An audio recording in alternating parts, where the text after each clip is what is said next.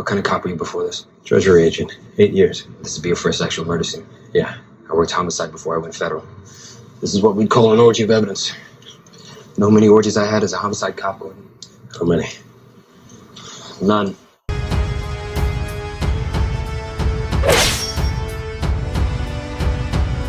Like you, be strong to hold the powers of the sun. I show you how deep the rabbit hole goes. Listen to Pavarotti. Can I be your superhero? Hello, welcome to The Revealing. I'm your host, Pavarotti, and I'm here to discuss the Idaho 4 case. And in this video, we are going to literally pick fly shit out of black pepper, but we're going to do it in a way that hopefully prompts any good attorney out there that's willing to look at truth and justice and know beyond a shadow of a doubt for themselves that this case is not only a very winnable case, but it's got to be the easiest case for somebody to win in the history of unaliving cases. Because as we go through this, I'm going to show that using the state's evidence, very detailed in this one, folks. Using the state's evidence, I'm going to prove that there is no case against Bryan Kohberger. Beyond a shadow of a doubt, for anybody that has a question about that. And I'm going to do it very detailed to where they could literally use this video as a major portion of their actual case in court. There's 11 days left to file this notice of appeal. And just so nobody's confused, the way it works is Kohberger has to file a notice of appeal. His current attorney, Ann Taylor, would have to file that notice of appeal. She would not be the appellant attorney, though, when Kohberger files his actual appeal, right? A notice of appeal is not an appeal. It is a notice that you're going to be filing an appeal. His current attorney would need to file the notice. However, he would need an appellate attorney to actually file his appeal. Now, I'm sure that Kohberger would not want Ann Taylor to file a notice of appeal and have Kathy Mabbitt assigned as his appellate attorney to file his appeal. That would make me go, okay, yeah, no appeal. I guess I'll just sit here. However, if there was a sharp attorney that was willing to go the extra distance once that notice of appeal is filed, I want to give you more than enough in this video to carry it through. 11 days left. We're at the wire. And it's time for people out there to know the truth in this case. And it's time for people to have the paper trail to be able to prove the truth. I'm going to uncover some stuff in this one, folks. I'm going to make it very detailed. It's going to be very easy for you to follow. It's going to be shocking, especially to the people that watch my videos. It's going to be very shocking. And if anybody out there that doesn't currently watch my videos that has even the remote ability to keep their mind open, it'll be shocking to you as well. We're going to go through and I'm going to show you unequivocally that there's one piece of evidence in this case against Bryan Kohberger, and it was that DNA on the knife sheath. And then I'm going to absolutely obliterate the DNA on the knife sheath through many different means, such as crime scene manipulation, crime scene questions, crime scene lies, crime scene evidence being either lost or destroyed, and then through a chain of custody that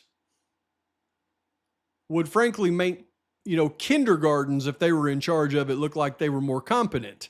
And then I'll finish up with the final piece, which is the manipulation of what happened after the DNA sample left Othram Labs and got with the FBI, and the question nobody out there's asked. And we're going to ask it in this one.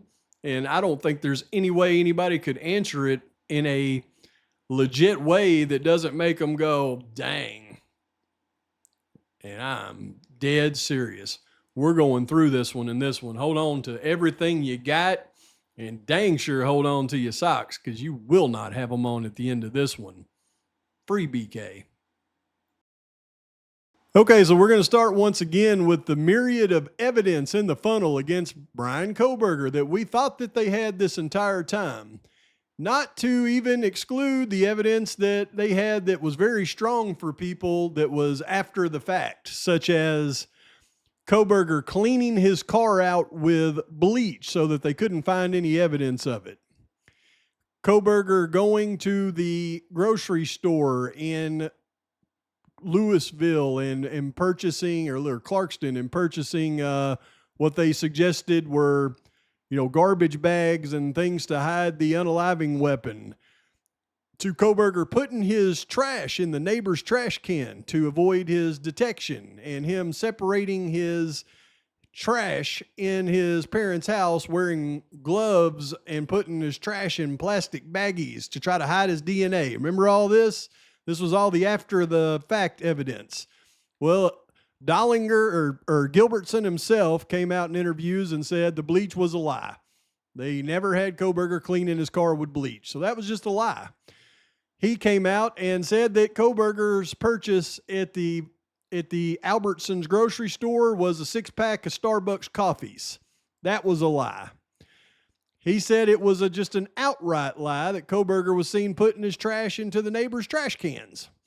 And we now know that through court documents and through court hearings that Kohberger was actually wearing yellow kitchen gloves, separating his trash like you're supposed to do in Pennsylvania. And yeah, he was using gloves and putting it in baggies because, as we see in every report now, he is completely OCD and a major germaphobe to the point to where he washes his skin off his hands in the jail.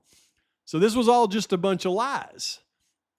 Then we get to the evidence that they said was really strong against BK, such as his phone not reporting to a network, no solid alibi.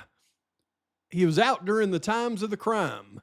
We now know that BK likely had a picture that he had taken at Wawawe Park with EXIF data that the so-called experts for the prosecution claimed was no ability to actually do that because they said he showed his phone off and you can't take pictures with his phone off. But we'll leave that to the side right now. We have BK's term papers on crime scenes and his Reddit surveys to criminals. We have in interviews now with Bill Thompson, him saying literally out of his mouth, well, it's just as likely that's things that a student studying his type of studies would do on both of these. So through Bill Thompson's own mouth, he has debunked both of these rumors. But then we have the one that really turned a lot of people against Bryan Kohberger's possible innocence. And that was leaked in the Dateline episode of BS that they leaked. And it was the depraved Google searches that they claimed Kohberger had on his phone. Well, I contest that at this point, with all of the interviews everybody's done, not one person, including Bill Thompson, Dollinger, Gilbertson, or even the little Barnharts, have ever answered a question about any Google searches on Kohberger's phone. I suspect that they haven't answered those questions because, like other things on the Dateline episode, it was just another made-up farce. And let me give you examples of the other things that Dateline supposedly broke during that episode that have turned out to be utterly false. Because Dateline doesn't know their butt from both hands, in my humble opinion.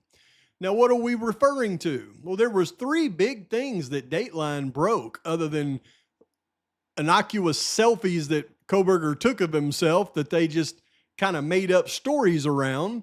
But one of the things that they broke was the fact that the unaliver in Xana and Ethan's room actually sat down in a chair, and there was evidence of him sitting in a chair and resting after that happened. The other thing that they said was the whole scenario that Xana had gone upstairs and caught BK in the act, and he chased her back downstairs, and that's why it happened to Xana and Ethan, and that's why BK left his sheath, right? Right? They broke both of those things. And then it was the depraved Google searches that nobody can verify. I haven't seen in any court documents anything about depraved Google searches. But let's see what their credibility is like on the first two things here that they broke. In a interview with Bill Thompson, he explicitly stated that the evidence of somebody sitting in a chair was non-existent. That was made up entirely. So this was just a lie by Dateline, or bad tips that they got from somebody. What about the fact that they said Xana had gone upstairs and interrupted BK, and that's why he left his sheath? Is that what the detectives actually believed happened? Well, we can locate the truth of what the ISP detectives actually believed happened based on the evidence, because they wrote it in a report on July 26, 2023. And you can see this is lead detective Darren Gilbertson by the Idaho State Police. And this is going to be what they believe happened. And they needed to go through this because they then followed up with timed runs to prove it was possible. And here is what ISP believed happened, not what Dateline suggested happened. Based on the processing of the crime scene and evidence collected, investigators believed Kohberger drove to the area and parked at the back of the residence. There is a paved parking area directly to the south that overlooks the back of the residence. Kohberger most likely entered the residence through a sliding door located on the second level and rear of the residence, and then proceeded as follows. Let's see if this has any bearing of what Dateline said. After entering through the sliding glass door, Kohberger walked through the kitchen area and to a set of stairs that led up to the third floor. Kohberger then went up the stairs to the third floor. At the top of the stairs and directly to the left side is a door, which was Gonzalez's bedroom. And to the right is a short hallway that ended into a bathroom and another door to Mogan's bedroom. Most likely, Kohberger checked Gonzalez's bedroom, saw it was empty, and then moved on into Mogan's bedroom, where we believe both Gonzalez and Mogan were asleep in Mogan's bed. Kohberger unalived both of them in the bed. Kohberger most likely went back down the stairs, walked through the second floor living room, and then down the hallway, which ended at Kernodle's bedroom. Based on the evidence, Kernodle was initially attacked just inside the bedroom near the entrance. Kernodle fought the suspect in the bedroom area and was ultimately unalived on the floor of the bedroom next to the bed. Chapin, who we believe was asleep, was unalived in the bed. Kohberger left the bedroom, walked back down the hallway, passed through the living room, kitchen, and exited through the sliding glass door, leaving the door partly open. Kohberger then walked back to his vehicle and drove away from the area. Now, this is not Pavarotti's narration of what the evidence showed. This is lead detective Darren Gilbertson of the Idaho State Police in a document that was going to be used in court. And what does he say? After unaliving Mogan and Gonzalez, Kohberger most likely went back down the stairs through the second floor living room and then down the hallway, which ended at Kernodle's bedroom.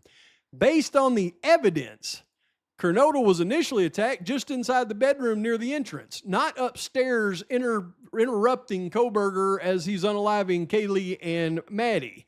So Kernodle fought, and she was unalived in the floor of the bedroom next to the bed. So all the evidence shows Kohberger, if Kohberger was the assailant, went to Xana's room, and that's where the attack started and where it ended, unlike the nonsense that was spewed by the Dateline episode.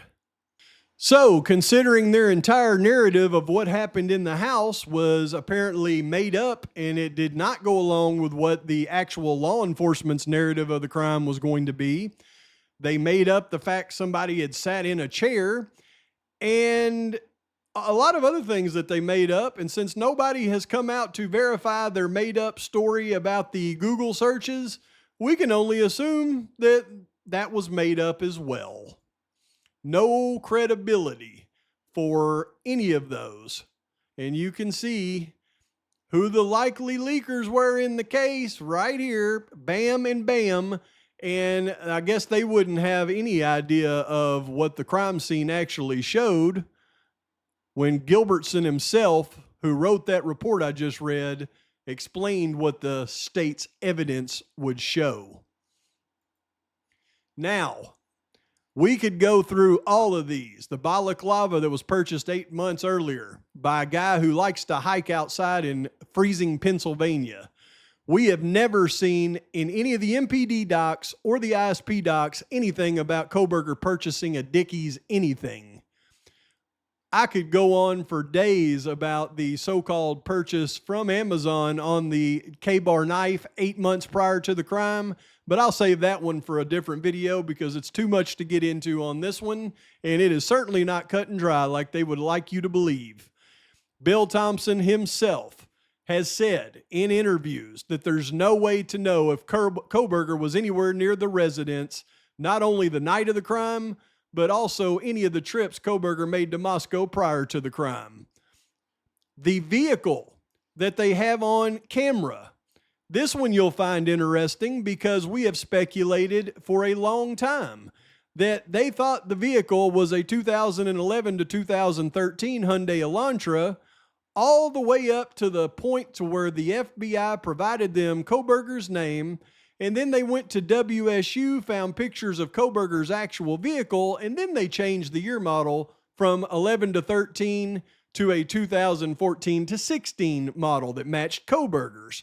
We now have verifiable proof that as late as December the 14th, that they were still looking for an 11 to 13 Elantra, not a 14 to 16. As you see in report number 531, in the ISP docs, they call it Supplement 193.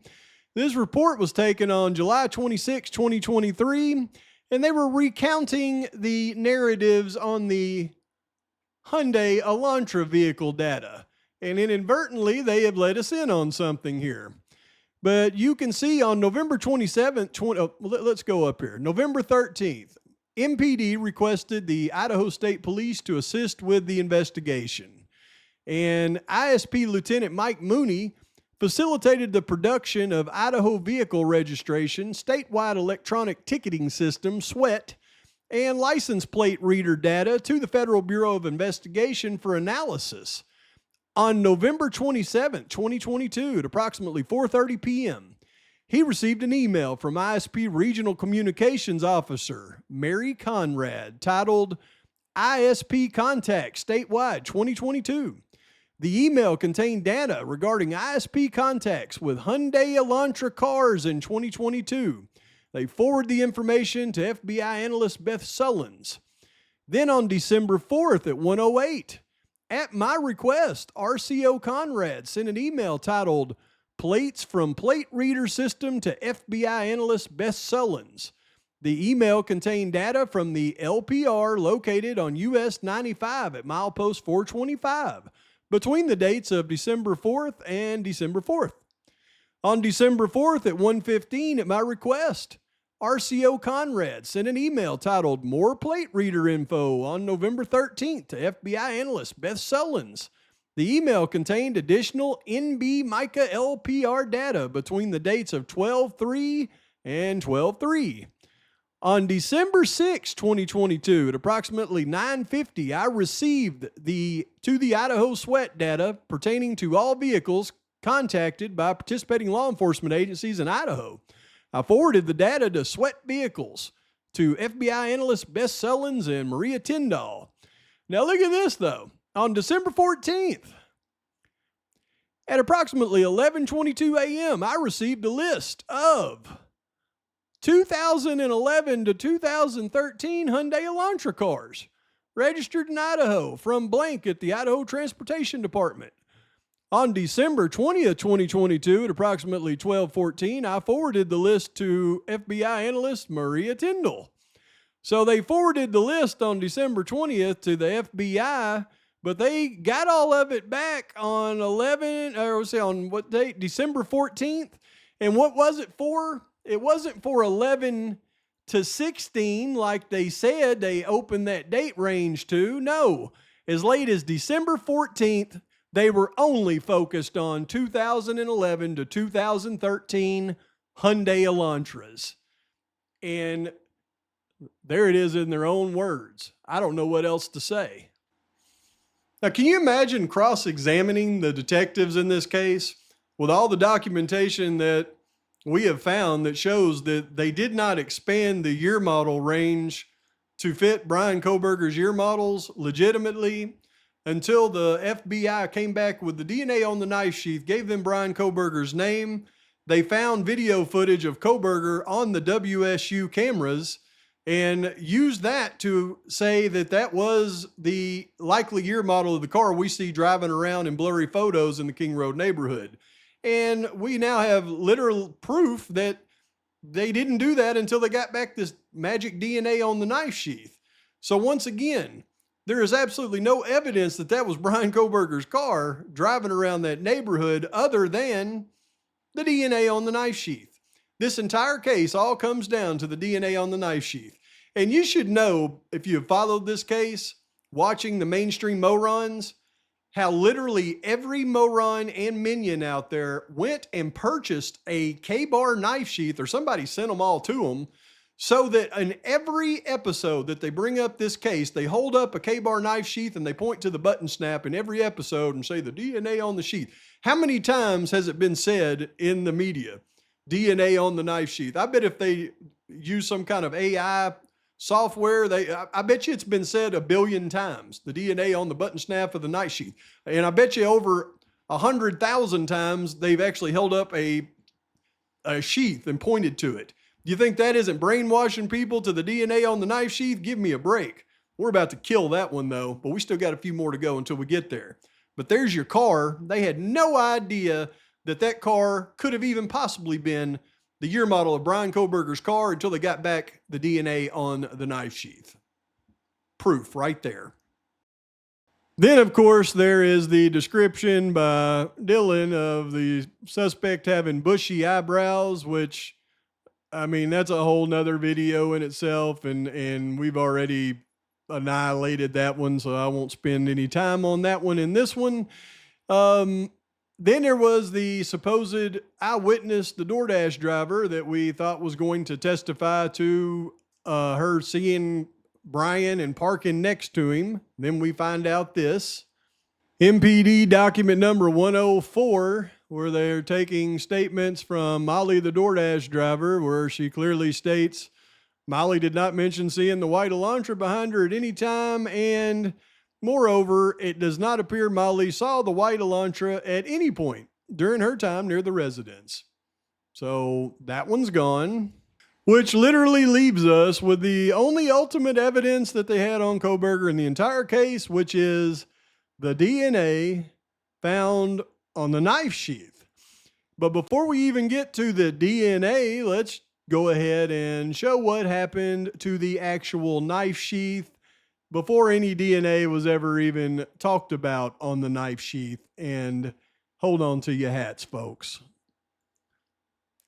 Well, they've got this knife sheath that was supposedly found under the victim, Maddie Mogan, which later they pulled DNA off of the button snap, like we've seen all the newscasters show us 100,000 times, right?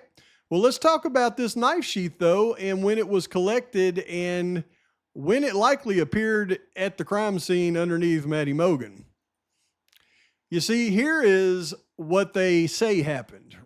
They say that Nunez went in and cleared the scene, and then Idaho State Police crime scene detective Jeffrey Talbot was assigned to the scene, and he went through and checked out the scene, and then Payne and Blaker went in and noticed the knife sheath, and obviously Talbot had already noticed the knife sheath. He found out later. It's what we've all been told. And it was secure between this, except for one thing. Somebody apparently entered that room during this time, and I don't think we'll ever see body cam of that for some reason. And that was a guy named Officer Gunderson, and we have proof now of this incident of Gunderson going into that room all by himself in between these events. But that's not the only thing. You see, Gunderson is suspect number one anyways, because Gunderson happens to be married to Tyson Farley's first cousin. All right, so there's red flags number one. But then also, Gunderson's also been involved in previous incidents of malfeasance, especially as it comes to body cam. As we know with this big news reporting, Moscow PD buries evidence in sticker case for more than a year. And who was directly responsible in that case? Do we remember? Well, here's the article about the sticker case, and one of the first officers arriving on scene was Sergeant Gunderson, first MPD officers on scene the night in question. Gunderson said that footage is in the MPD system that had been in MPZ's possession since the very beginning of the case, so he ended up admitting guilt in the burying of the body cam footage in the Stickergate case. So he's already got a track record. But then when we go to the documents about the initial incident, MPD report number 4 says Officer Snyder and Gunderson do the initial walkthrough and take initial crime scene photos, but strangely enough, no sheath is logged in any of these photos that they took. And there was a detailed list that they provided. And you can see in this report taken by Ryan Snyder, and this is, which one is this? This is sequence number 4 in the MPD reports. And on November 13, 2022, at about noon, I responded. And upon my arrival, I noticed there were several college-age subjects out in front of the address. He was directed to use the caution tape and cordon off the crime scene. He started, as he was working around the residence, he noticed the back door was open. There were footprints in the snow coming from the back porch.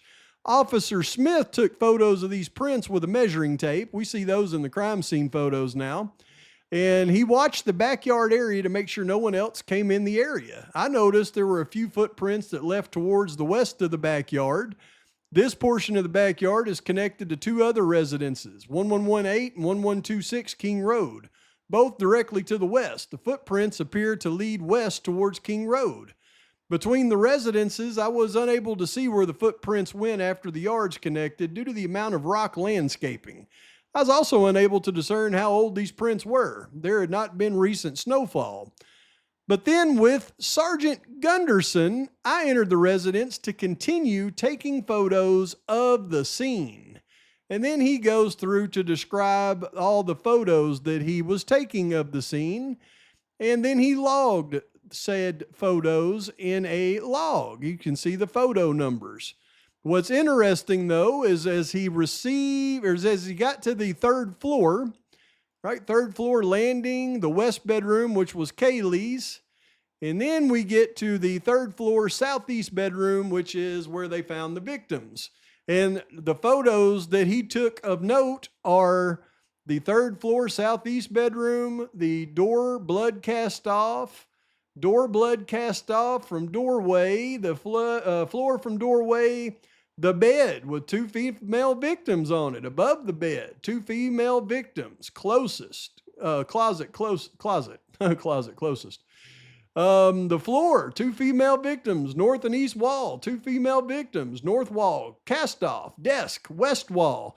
But never once did he take a picture of the unaliving weapon that was supposedly underneath Maddie Mogan during this time. The most critical piece of evidence in the entire case against Bryan Kohberger, and when I say most critical, I mean the only evidence against Bryan Kohberger, the initial officer who took the initial photographs did not happen to take a picture of a knife sheath that was sitting there in full view of everybody, supposedly, and it just didn't know that picture didn't exist when he took those pictures. So I guess that tells me that there was no sheath there at that time. And then we come across the next odd discrepancy, and that's the fact that Detective Payne says that he and Blaker arrived at the crime scene at 4 p.m., but for some reason, Talbot says that they were there already at 2:40 p.m. And this is MPD report number 51. So which is the truth? Is it Talbot telling the truth, or is it Payne? And why would they lie about this? Because we've heard about this from the beginning. And it's kind of important because of what Talbot was assigned to do and what he did. Okay, now we can see right here, this report authored by Brett Payne on December 4th, 2022. This is in the MPD doc, sequence number 51, and it talks about his narrative. At approximately 1600 hours, I believe that means 4 o'clock, on November 13th, 2022, Sergeant Blaker and I responded to 1122 King Road to assist with scene security processing. Upon our arrival, the ISP forensic team was on scene and preparing to begin processing the scene. That we've heard that in many different statements in the past, right? Then explain this to me.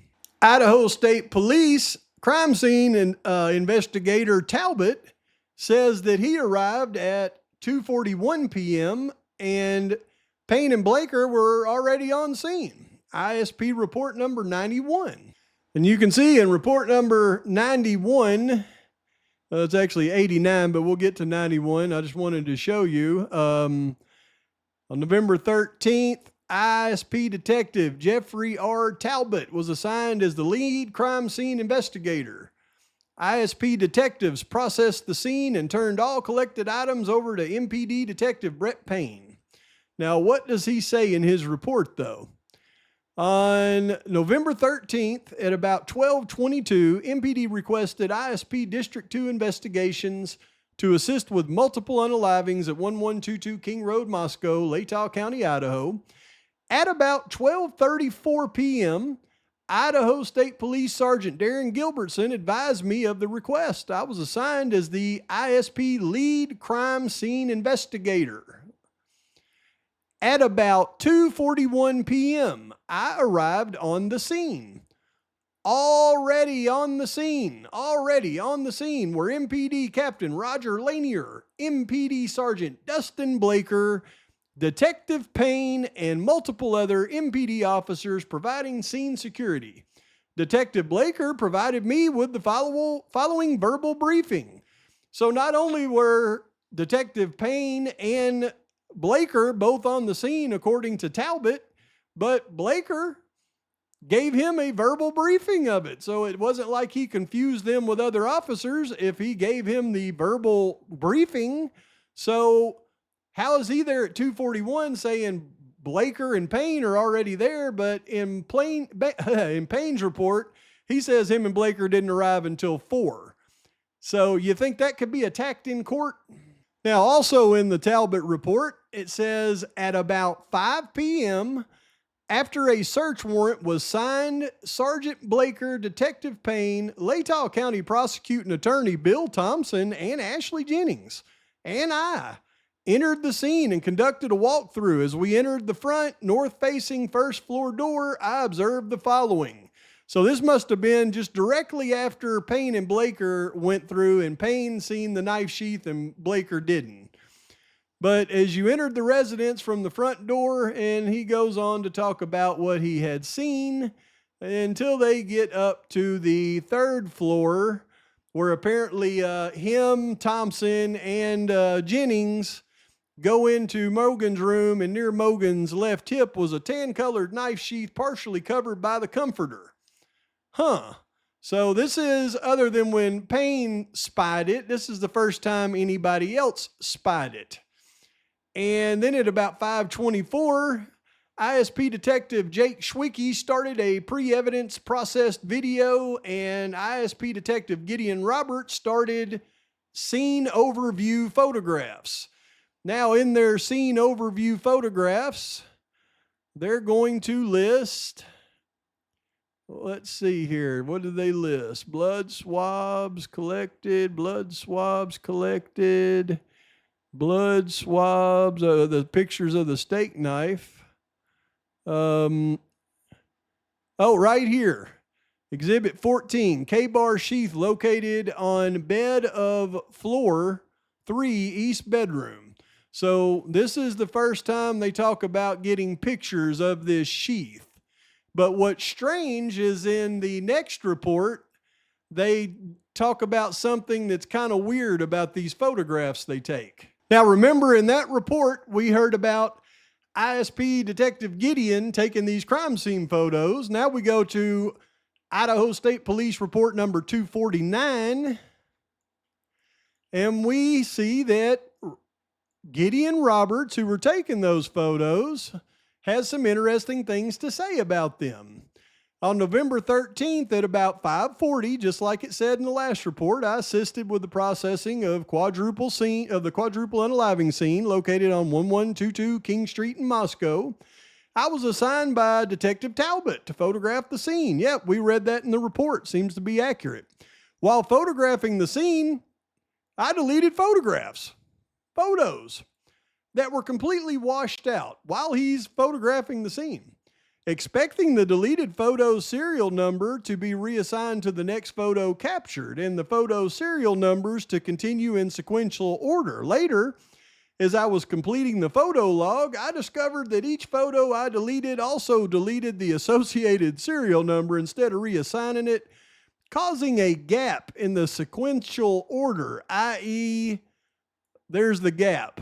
I completed the photo log and included it in the case file.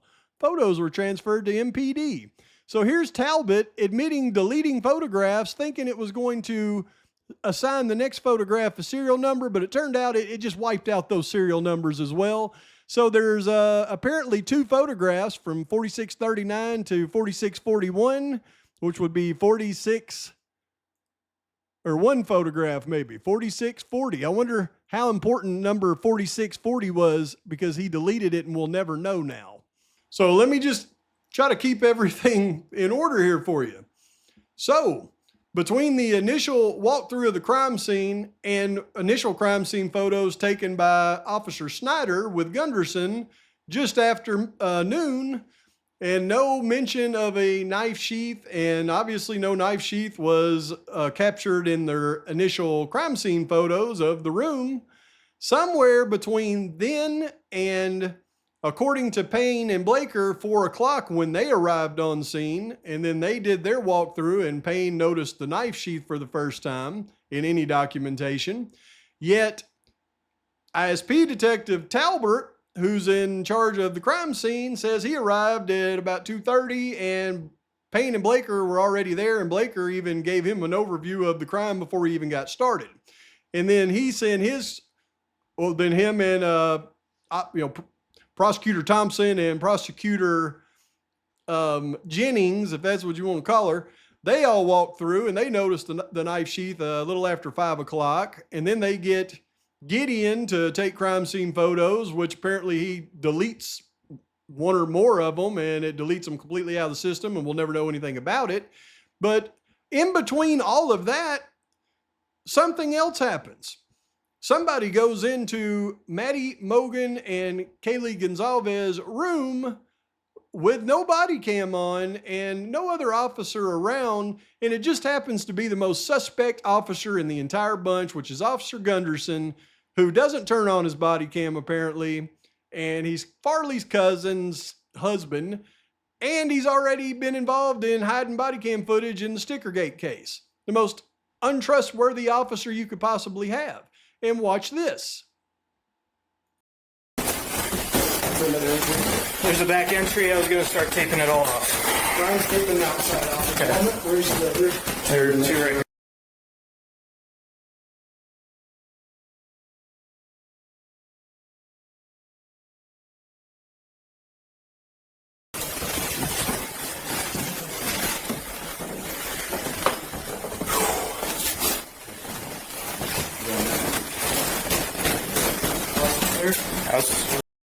One more time. Here's Gundy coming up on the other officer's body cam. Look, he's heading up to the 3rd floor. This officer was going downstairs and went, wait a minute. Let me go up here with Gundy real quick, see what he's doing. And look, he walks directly to Maddie's room, goes inside. Look, they blocked that out. Boy, he walks over. Let me check out this bathroom while Gunderson's in there doing something. Wonder what he's doing. Oh, there's Gunderson. Wonder what he's putting up right there. We don't know, but he sure just went in there and did something, didn't he? Where's his body cam? What kind of cop were you before this? Treasury agent. 8 years. This would be your first actual murder scene. Yeah. I worked homicide before I went federal. This is what we'd call an orgy of evidence. Know how many orgies I had as a homicide cop, Gordon? How many? None. Now, if it ended there, that would be one thing. But you know what? The mainstream morons and minions at this point would say, yeah, but if he planted the sheath there, how did he plant Kohberger's DNA on the sheath? Well, likely he wouldn't have planted a sheath with Kohberger's DNA on it, right? They didn't know who Kohberger was at this point. But that's where part 2 comes in, and that is the chain of custody of what happened to the sheath after that as it relates to the DNA. The first part is just showing where it could have absolutely been planted, like a lot of unethical officers may choose to do in a crime such as this, so that they can nail a conviction down later on a suspect. And it's called an orgy of evidence. You know how many orgies that he had had? 0 in his time as a homicide detective. Right. So what happens now is the second egregious part that could easily be destroyed in a court of law, and that is what's called chain of custody and other suspicious facts as it relates to the chain of custody. Let's look. Okay, so now we've seen all the strange discrepancies about who discovered the knife sheath, when it was discovered, unauthorized people going into the room without any body cam on, and photos being just wiped away from existence and all that. But now let's get to what happened after that. So on 11/13/2022, Payne transports the sheath to the temporary evidence storage locker at the MPD. And then on 11/14, Payne gives it to the actual evidence storage and logs it into evidence on 11/14/2022. So what happened between the time Payne took the sheath to MPD evidence, didn't store it in their proper storage facility, and then waited till the next day and then logged it into evidence? Well, who only knows? But MPD Doc 51 proves that this happened. Okay, and once again, this is a report from Brett Payne. This is number 51. And it talks about, what all he did while he was there. And then it talks about, as he is going through, obviously, both Gonzalez and Mogan had visible stab wounds and were covered in a significant amount of blood. Also later noticed what appeared to be a tan leather knife sheath laying on the bed next to Mogan's right side when viewed from the door. I remained in the room for a moment and then proceeded back outside. And remember, what time did all this happen? Well, he said it happened at 4 o'clock when him and Blaker arrived on the scene, but Talbot says they got there at 2:30. But what happened at the end of the day? Well, Payne remained on scene and conducted several more thorough walkthroughs of the scene with ISP forensic team and Latah County coroner and the Latah County prosecutor. Mabbitt, Thompson, and Payne. Upon receipt of the search warrant prepared by Officer Nunez, the ISP forensic team, led by Detective Sergeant Darren Gilbertson, processed the scene and collected an initial 56 pieces of evidence. The ISP team turned these items over to me that evening, and I transported them to the MPD temporary evidence storage. Well, what happens at the temporary evidence storage? Apparently there's no custodian there to log anything in. So he just transferred it, put it in the temporary evidence storage, and then on the morning of 11/14/2022, he actually officially booked the items into MPD evidence with the help of evidence custodian, whoever that is.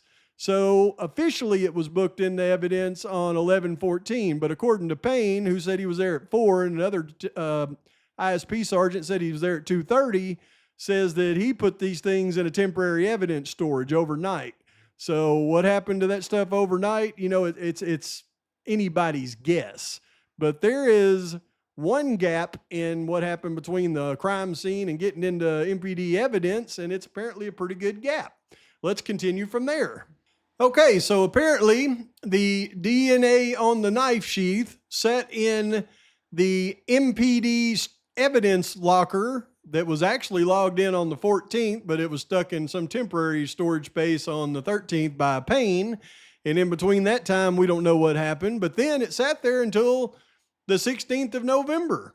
And that is when it was transferred from the MPD evidence to the Idaho State Police Crime Lab. And that is all verified in ISP Doc number 163. Okay, you can see this report of EBD transport to Idaho State Police by Chad Willerford. And it says on November 16, 2022, at approximately 8:36 hours, I, Corporal Williford of the Idaho State Police, assisted MPD by transporting evidence related to an active investigation to the State Forensics Laboratory. I signed for and received one item from Cassie Macy of the MPD. All that evidence they collected, but he's only going to take that one item. That's the only one they cared about, right? An item 11 knife sheath in a sealed brown paper bag. I contacted Corporal Turrentine and informed him of the assignment and asked for his assistance. I transported the evidence south and met with Corporal Turrentine at the Idaho Transportation Department shed in New Meadows. I maintained custody of the evidence from when I received it until I released it to the custody of Corporal Turrentine. I was subsequently informed that the evidence had been successfully transported to the lab. No further action was taken. So he did this on November 16th, but we really have no documentation of when Turrentine actually got it to the lab. We can only assume it was on November 16th. But we know from there, from the closed hearing transcripts, that ISP generated a profile, a DNA profile from the button snap of the knife sheath on November the 20th, 2022. And then according to their records, they ran it through CODIS and did not receive any hits. What happened after that? Well, according to MPD report number 93, actually Sergeant Dustin Blaker got involved. He went all the way down to the Idaho State Police lab himself, picked up a vial that contained the DNA profile from ISP lab, and he transported it down to Texas to Othram Labs to start an IGG investigation. Let's look at MPD report 93 to verify. And here we'll see Dustin Blaker in his report written on January 4th. MPD number 93, transportation of DNA profile to Othram, Inc. in Houston, Texas. And you can see that on November 21st, 2022, meaning Sergeant Dustin Blaker. Now you would think the ISP would have their own personnel that would transport things from their laboratory to Othram Labs in Texas, but no, you got Blaker coming all the way from Moscow, Idaho, down to Meridian Idaho, which is a long way, picking up the sample from the ISP lab and then flying to Texas to give it to Othram. That's kind of strange, isn't it? But he traveled from Moscow, Idaho to Meridian, Idaho to drop off evidence at the Idaho State Police Forensic Laboratory. And I wonder what he was dropping off on November 21st. After getting evidence checked into the lab, I signed for a DNA profile, which had been generated by the ISP Forensic Lab. This DNA profile was collected from a knife sheath, which was found by ISP investigators. Oh, really? From the District 2 during the initial search of 1122 King Road on November 13th. I thought it was found by Brett Payne, according to your records. The sheath had been transported to ISP lab by ISP troopers. The DNA profile was stored in a vial. I thought profiles were like digital, but this one's stored in a vial, which was then a profile was stored in a vial. I doubt it. Was packaged in evidence and enveloped by ISP lab technicians, properly sealed with evidence tape. He signed the package showing I was taking possession of it on 11/21, sometime between 1630 and 1700 hours Mountain Time. I took possession of the DNA profile. It stayed in the box provided to me by ISP Lab until 11/22/22.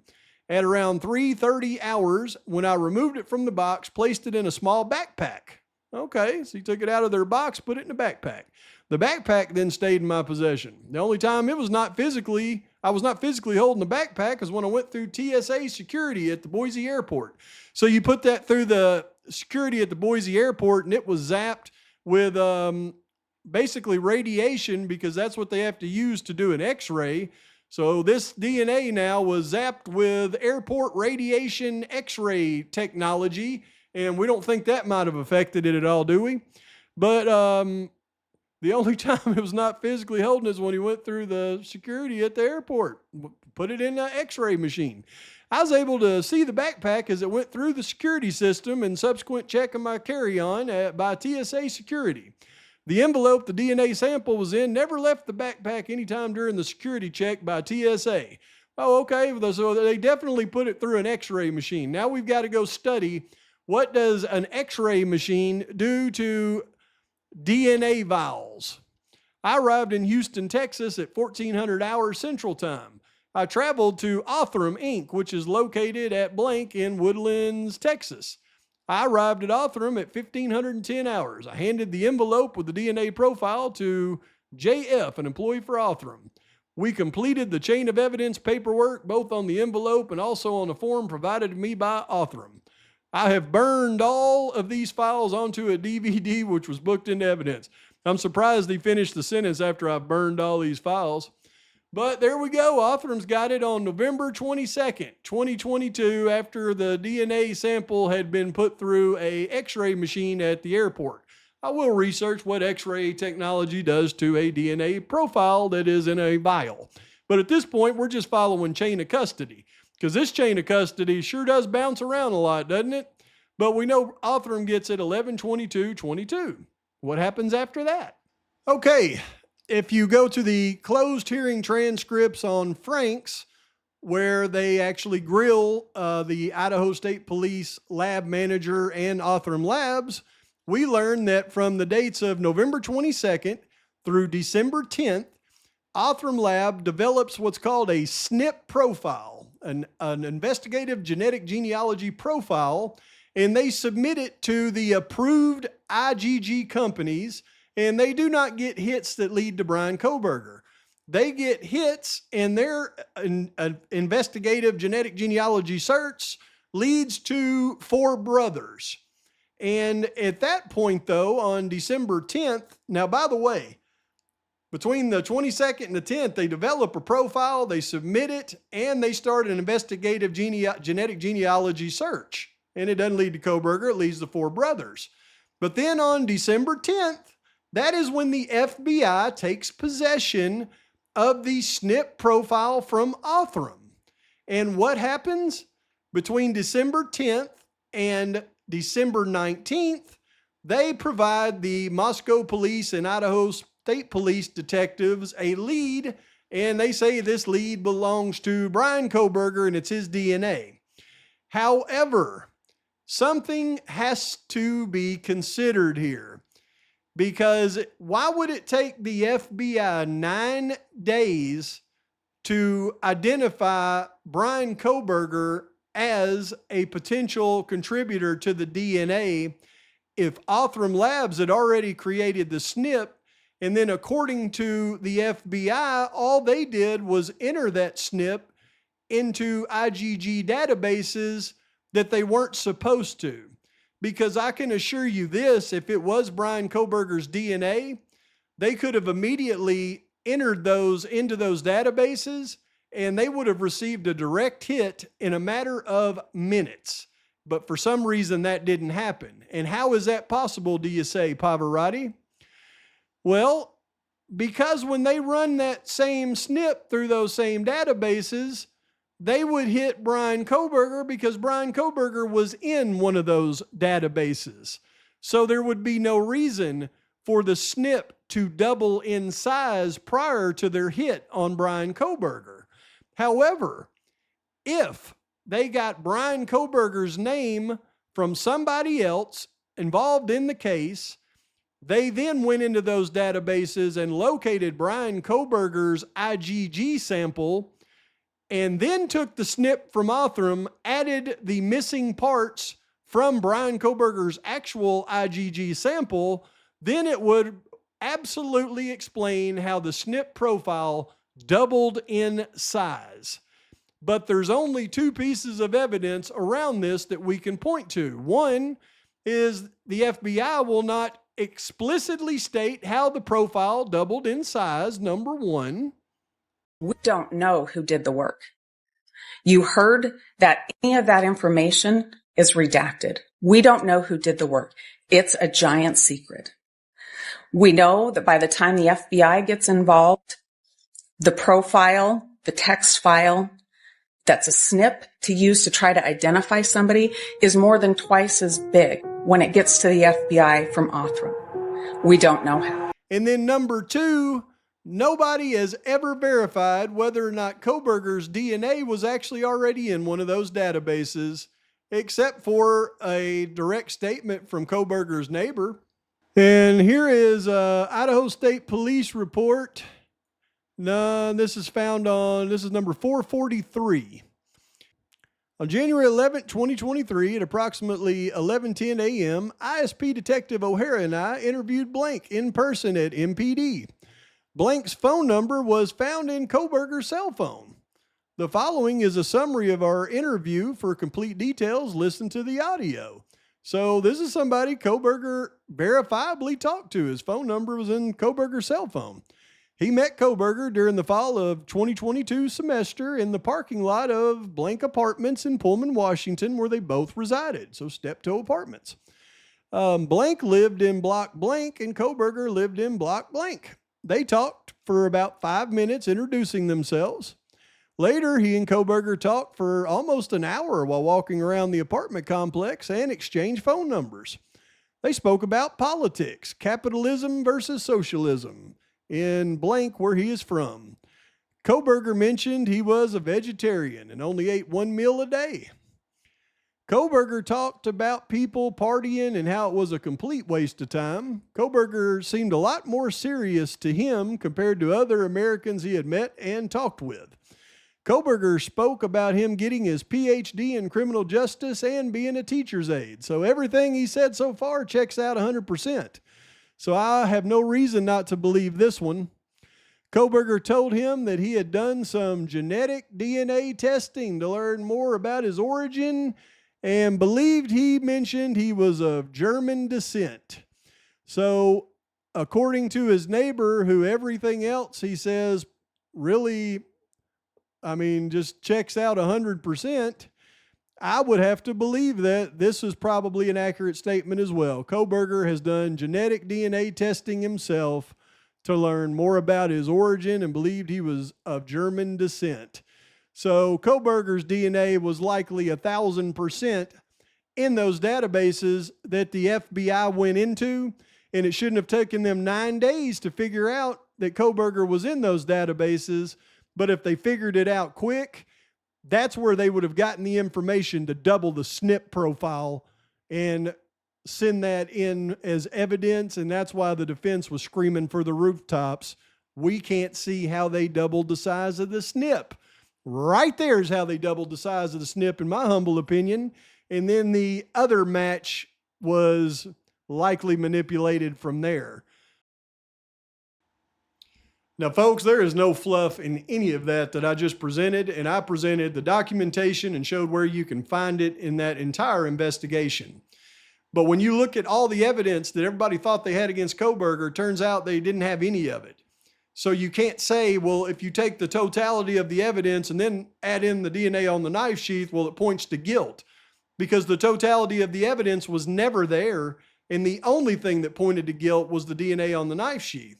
Now, any attorney in a court of law can go in and attack where the sheath came from, number one, easily. The chain of custody between when the sheath left the crime scene, when it appeared at the crime scene, when it left the crime scene, to when it was logged into evidence, to when it was transferred to the state police, to where it was transferred to Texas to an IgG lab where it was put through, I got to check that out, where it was put through x-ray machine at the airport. And then when a SNP profile was created, it didn't lead to Kohberger, and then the FBI takes it over. Kohberger's already in a database, and then it takes them 9 days to come up with his information, and magically it doubled in size. There is your evidence for chain of custody, for planting the sheath, and for how the SNP profile became Bryan Kohberger, all wrapped up in a nutshell in one video that would annihilate the only piece of evidence against Kohberger in the court of law. You talk about reasonable doubt. It's just straight doubt. There's no reasonable to it. It's just complete doubt. Give me a break. Guy's got 11 days to file that notice of appeal. And if there's an attorney out there that can watch this video and see the real evidence against Kohberger, I think they need to jump on it because they got a slam dunk case and it would make them famous. Please like and subscribe to the channel. Post your comments, thoughts, criticisms. Probably ain't going to have a video to you tomorrow because this one took so long to put together. But I'll see you the next day if I don't. Pav's out. Oh, gonna give it a shot. Only one of me to shield you all from the